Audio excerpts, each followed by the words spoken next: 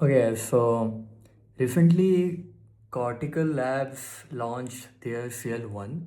So CL1 is sort of a brain computer interface. So instead of using GPU or LLM architecture, and when we have silicon, it's trying to build intelligence and compute via neurons, which our brain already does. So through stem cells, it do create those. But the main point, what I'm trying to come at, that there are a lot of things silicon intelligence will be good at. I'm not using the term conscious because there are a lot of debates around it, and there will be many people who will be disagreeing with me if I'm talking about those. But those are some of the opinion which I have, and which I'm also gonna be talking later on in next videos, that how I look into the world and what are my intentions and my view of consciousness and whatever that is. But right now what I'm trying to come at is that there are actually a lot of things where even human body is good at. One of them is like physical activities.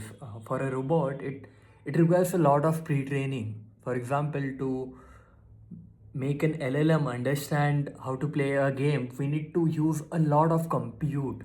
Multiple H100 GPUs to even train the AI models, then running it on inference and whatnot. So these are very compute intensive, but yeah, we were able to replicate intelligence in silicons.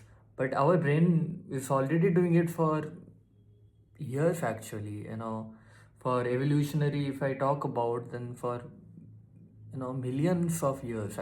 So these things, these physical activities, we are very good at. We don't need to think very too much to ride a bicycle, or it's not that compute intensive for us human. And we humans are very resource intense, resource efficient. We don't require that amount of GPU power. Our brain works in 20 watts, less than some light bulbs actually. So because it is so efficient, so I think this human AI collaboration, human silicon, I mean this neuron and this silicon neural network architecture will collaborate in future for best efficiency, because those are very efficient and those are very intelligent. It don't have this physical limitation of remembering things. It can, it have vector database. Of course the memory it has is not perfect, but there are very good architecture. It can retrieve certain part from that, and it can also, like, if we store all the chat, then yeah, we have a memory. And if AI got that memory, and if AI again need to understand what the memory is, then it can reference from that memory to that exact chat what I talked about. So from that it can get referenced. And Gemini also launched embed 2. Embed 2 is basically it can able to store text, audio, video, uh, PDF, so a lot of type of, what I would say, extension, and in a single embed space, in a single vector space. So it is very easier. There are certain limitations, not more than 8,000 tokens, not more than 120 seconds of video. So those are certain limitations. But these are the least, these are the most it can get actually.